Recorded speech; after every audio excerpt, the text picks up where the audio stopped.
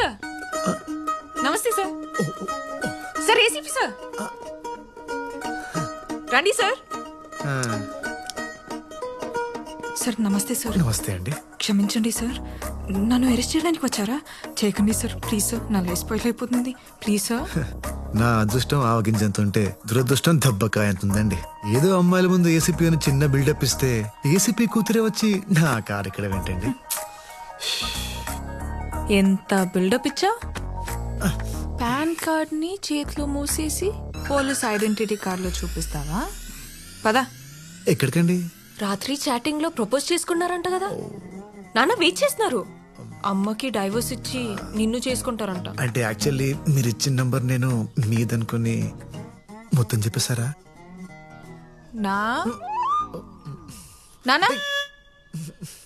నానా సార్, రేపు programme itinerary మీకు వాట్సాప్ చేస్తాను సార్. వద్దు, ఎవరు పడితే వాళ్ళు వీడియో కాల్ చేస్తున్నారని వాట్సాప్ డిలీట్ చేసేసా. నువ్వు టెక్స్ట్ మెసేజ్ పెట్టే. Okay. Hello, good morning sir. ఏంటి డల్ ఉన్నావు? వీడియో కాల్స్లోనే యాక్టివ్గా ఉంటావా? అయ్యో అలా ఏం లేదు సార్. నిన్ను నెల రోజులు నా దగ్గర పెట్టుకుందాం అనుకున్నా, కానీ అక్కర్లే. You can go. ఎందుకు సార్? మొన్న నీ మాటల్లో మార్పు కనిపించింది, నీ చేతల్లో కూడా మార్పు వచ్చిందని చైత్ర చెప్పేదాకా నాకు తెలీదు. ముక్కు మొహం తెలియని వాళ్ళకి లిఫ్ట్ ఇచ్చి వాళ్ళు చేస్తున్న సోషల్ యాక్టివిటీస్లో పార్టిసిపేట్ చేస్తున్నావు అంటే బ్యాక్లాగ్స్ క్లియర్ చేసుకుని జాబ్ చేసుకో. వెళ్ళు. నేను ఇంకా మారలేదు సార్. ఇప్పటికీ అప్పుడప్పుడు నెగిటివ్ థాట్స్ అలా వచ్చాయా లేదా అన్నట్టుగా వచ్చి వెళ్ళిపోతుంటాయి సార్. ఇలా సగం మారిన మనిషిని సొసైటీ మీద వదిలేయద్దు సార్, వదిలేయద్దు. నేను మీతోనే ఉంటాను సార్, ప్లీజ్ సార్. నన్ను చూసి భయపడే వాళ్ళని చూసా, నా నుంచి దూరంగా పారిపోయే వాళ్ళని చూసా, కానీ ఫస్ట్ టైం నా నుంచి మంచి నేర్చుకోవాలని చూస్తున్న వాడిని నిన్నే చూస్తున్నా.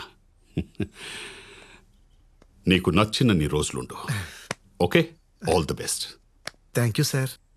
రే, మా నాన్న వల్ల ఒకడు ఇబ్బంది పడటం దేనికని నీ గురించి లేని మంచి చెప్పి నిన్ను పంపేద్దాం అనుకుంటే నువ్వేంట్రా ఇక్కడే ఉంటా అంటున్నావు? వెళ్ళిపోతే మిమ్మల్ని కలవడం కుదరదు కదండి. నన్నెందుకు కలవాలి? నన్నెందుకు కలవాలి? డాడీ పోలీస్, డాటర్ దొంగ. నీకు తెలీదా నేను ఎందుకు కలవాలనుకుంటున్నాను? ఏంట్రా సరసాలాడుతున్నావు? నాన్నకు చెప్పనా? నా నా నానా చైత్ర, నీ కార్ లేదు కదా? భీష్మ తనని ఆఫీస్లో డ్రాప్ చేసే. Okay sir. Thanks, bye.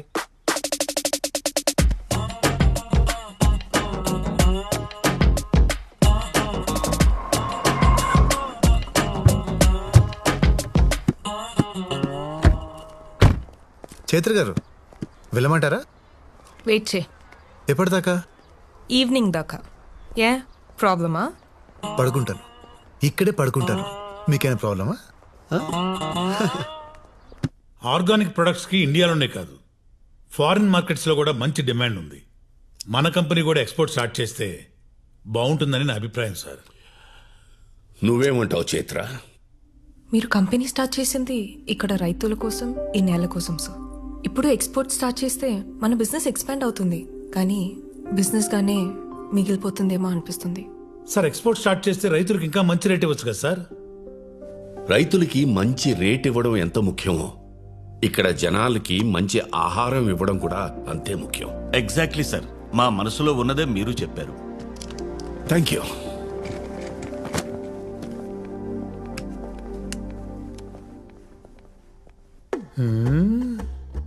మీరు మామూలు కదయ్యా, మనం అందరం కలిసే కదా అనుకున్నాం.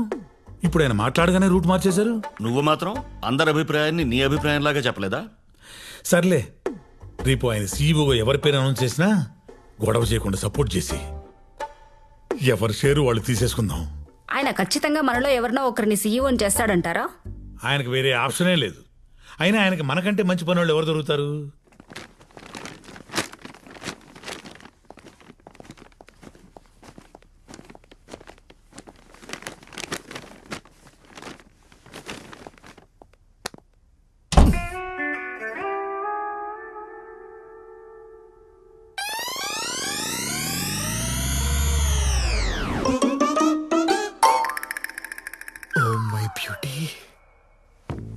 పిలిచారా సార్? లేదే. Okay sir. ఎలాగో వచ్చావు కదా, బాటిల్ ఓపెన్ చేయి. భలే తీసావే. మందు బాగా అలవాటా? అయ్యో అదేం లేదండి, అప్పుడప్పుడు డిగ్రీలో ఫెయిల్ అయ్యాననే బాధలో తాగుతుంటాను. అదేంటో సార్ ఈ మధ్య నా బాధ రోజు వచ్చేస్తుంది. డిగ్రీలో ఫెయిల్ అయితే బాధపడకూడదు భీష్మ, లైఫ్లో ఫెయిల్ అయితే బాధపడాలి. రా కూర్చో. అయ్యో మీ ముందా? రోజు కారులో నా పక్కనే కూర్చుంటావు కదా. లాజిక్కే సార్, లాజిక్కే. కూర్చో.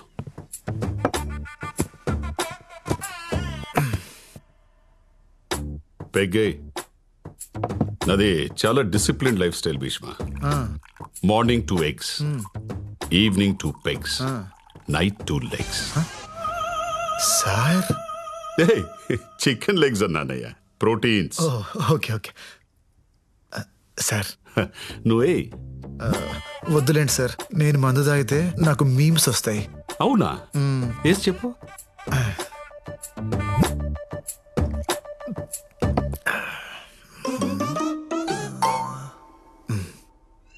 కింద పైన ఊపు, మా ఏసీపీ సార్ తోపు. బాగుందయ్యా, ఇంకోటి చెప్పు. 1 minute సార్, ఐస్ క్యూబ్స్ తీసుకురా తీసుకురా వెళ్ళు.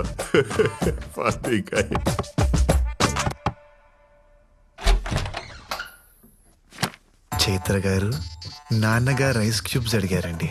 ఎక్కడున్నాయి? నా జేబులో ఉన్నాయి, దా తీసుకో. జేబు? ఏ జేబు? రే, ఐస్ క్యూబ్స్ ఎక్కడ ఉంటారా? ఫ్రిడ్జ్ లో కదా. హలో,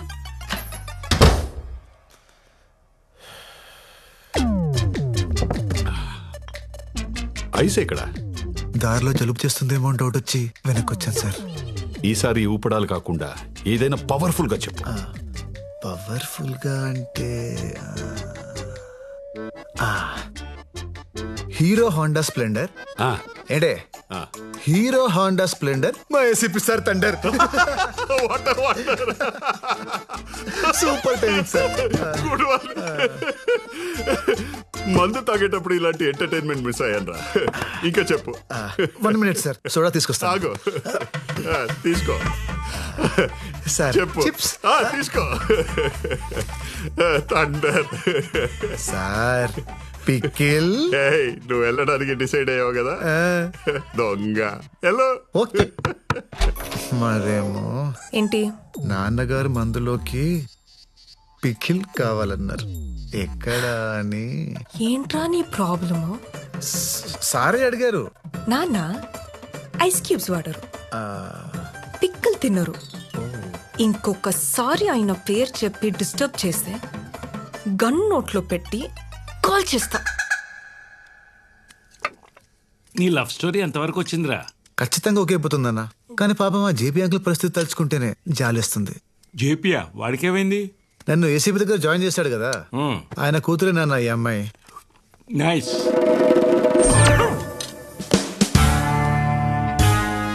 ఏసీపీ అంటే వాడేనే నా క్లాస్మేట్, గుర్తుందా? చిన్నప్పుడు వీడు వాళ్ళ అమ్మాయిని ముట్టుకున్నాడని గొడవపడి అంత రచ్చ చేశాడు, కొట్టుకు సచ్చాం. ఇప్పుడు ఈ విషయం తెలిస్తే ఏమవుతుందో అని భయంగా ఉంది.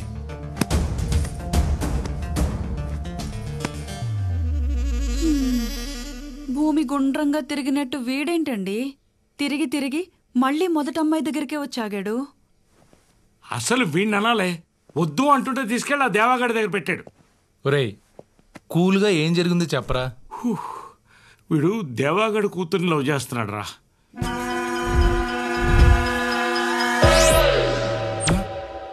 కూల్.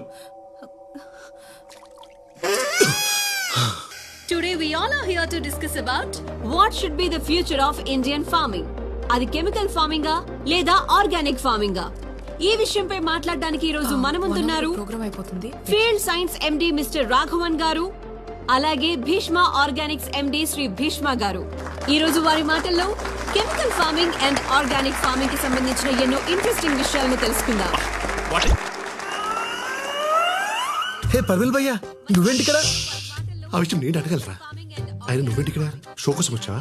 షో కోసం నేను ఎందుకు వస్తాను భయ్యా, ఆ అమ్మాయి కోసం వచ్చాను. బాగుంది కదా భయ్యా? నువ్వు ఈ విత్తనాలు చల్లడం ఆపవారా? నువ్వు చేసిన పనికి నా జాబ్ పోయి నా క్వాలిఫికేషన్ కంటే తక్కువ నేను జాబ్ తీసుకొని ఫీల్డ్ సైన్స్ కంపెనీలో జాయిన్ అయ్యా. ఏం పంట వేసావు పెద్దనా? మిర్చి వేశానయ్యా. ఎరువులు వేసావా లేక దేవుడి మీద భారం వేసావా? మీ కంపెనీ ఎరువే వాడానయ్యా. చేతి నిండా పంటొచ్చింది. చాలా సంతోషం అయ్యా. మనం ఏం చేసినా రైతుల సంతోషం గురించే కదా భీష్మ గారు. ఇంతకంటే ఏం కావాలి? సంతోషం అంటే మనం కట్టుకునే బట్టల్లోనో నోట్ల కట్టల్లోనో ఉండదు. సంతోషం అంటే ఆరోగ్యం. సంతోషం అంటే మన తరాల్ని చూడడం. ఎంతకాలం మొక్కలకి మందు కొట్టి ఆరోగ్యాన్ని తాకట్టు పెట్టి ప్రకృతిని నాశనం చేస్తాం. మీరు మంచి మాటకారి సార్. ఇలాంటి మాటలు చెప్పే కదా కొన్ని వేల మంది రైతుల్ని మార్చేశారు. ఇప్పటికే జాంబియా, ఇథియోపియా లాంటి 10 దేశాలు ఆకలి చావులు చేస్తున్నాయి. అక్కడ స్విగ్గీ లేదా? డబ్బులు లేవు. పెరుగుతున్న జనాభా ప్రకారం 2050కి దేశంలో పండించే పంట కేవలం 40% ప్రజలకే కడుపు నింపగలదు. దీన్ని తట్టుకోవాలంటే కొత్త జెనెటిక్ చేంజెస్ రావాలి. అడ్వాన్స్ కెమికల్స్ రైతులకి అందుబాటులోకి రావాలి. ఇవి పట్టించుకోకుండా ఆర్గానిక్, ఆనందం అంటూ ఈ చందమామ కథలు చెప్తారేంటి సార్? ఆర్గానిక్ ఫార్మింగ్ అనేది పాత పద్ధతి, మీకులా పాత పద్ధతి. అసలు sir sir sir sir sir మీరు మీ కంపెనీ వాళ్ళు తప్ప, నేను చెప్పింది తప్పని ఇక్కడున్న ఒక్కళ్ళని మాట్లాడమనండి. మీ ఆర్గానిక్ ఫార్మింగ్ గురించి అందరికీ తెలుసని నమ్ముతా.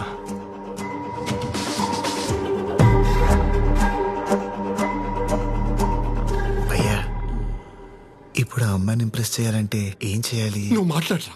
నువ్వు మాట్లాడితే నా స్టేటస్ పడిపోయింది. అమ్మాయి పడదా? సార్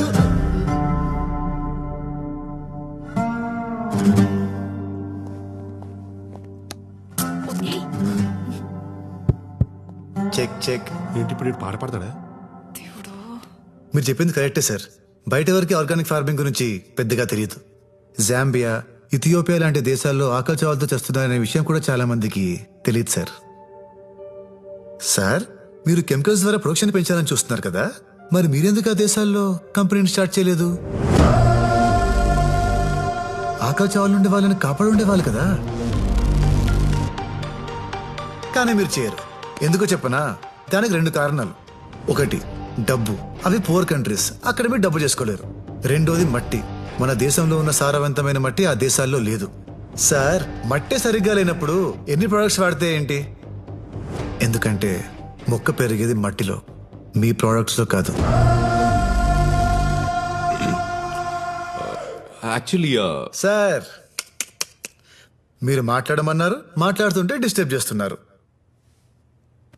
మీరు దేవుడిని నమ్ముతారా? చెప్పండి సార్. అర్రే, టెక్నాలజీ ఇంత పెరిగినా ఇంకా పాత దేవుణ్ణి నమ్ముతున్నారా? మరి పాతకాలం నుంచి ఆర్గానిక్ ఫార్మింగ్ చేస్తే తప్పేంటి సార్?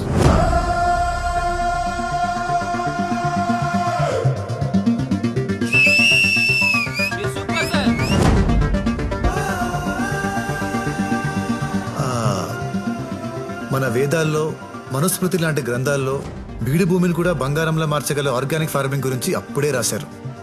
Yeah, it's true. దాన్ని కరెక్ట్ గా ఫాలో అయితే వ్యవసాయానికి, భూమికి ఎలాంటి కెమికల్ అవసరం లేదు. ప్రకృతికి మనిషి అవసరం లేదు. కానీ ప్రకృతిలో ఉన్న ప్రతి అణువు మనిషికి చాలా అవసరం. దయచేసి మీ కెమికల్స్ వాటిని నాశనం చేయకండి. From here and there, my friend MSc agriculture gold medalist mister Parimal భయ్య గారు కంటిన్యూ చేస్తారు. Thank you.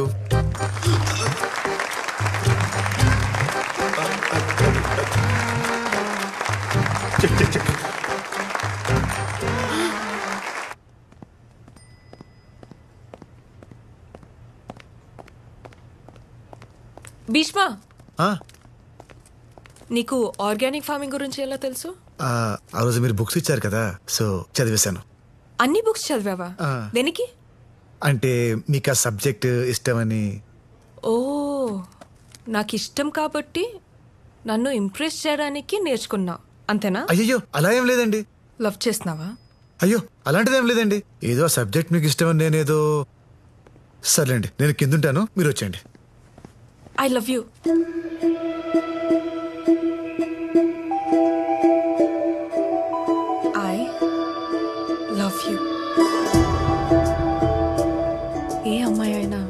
ఇష్టపడాలంటే అద్భుతం జరగక్కర్లేదు, ఒక అభిప్రాయం క్రియేట్ అయితే చాలు.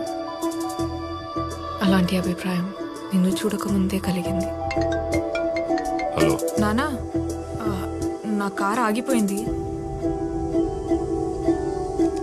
హైదరాబాద్ లో యూత్ చాలా చెడిపోయారు. సార్, నలుగురు ఫ్రెండ్స్ దమ్మేస్తూ మాట్లాడుకున్నంత మాత్రాన వాళ్ళు ఖాళీగా ఉన్నారు, కసిగా లేరు అంటే ఎలా సార్? వాళ్ళల్లో ఎప్పుడు ఎవడు ఏమవుతాడో ఎవడికి తెలుసు. టీలు ఇచ్చేటప్పుడు మోడీ గారిని కూడా చాలా చీప్ గానే చూస్తుంటారు కదా సార్. అప్పుడు అర్థమైంది నాన్నతో మాట్లాడింది నువ్వని. ఆ క్షణం నుంచి ప్రతి క్షణం నీ కంపెనీని ఎంజాయ్ చేస్తూనే ఉన్నాను. నా కోసం 10 మందిని కొట్టా. 20 రోజులు మా నాన్న దగ్గర ఉన్నావు. 30 నిమిషాల్లో నీకు తెలియని సబ్జెక్ట్ నేర్చుకుని మాట్లాడా. ఏ అమ్మాయి అయినా తను అడిగింది చేసేవాడి లైఫ్లోకి వస్తే హ్యాపీగా ఫీల్ అవుతుంది. కానీ తన కోసం ఏదైనా చేసి నీలాంటి వస్తే అదృష్టంగా ఫీల్ అవుతుంది. I love you.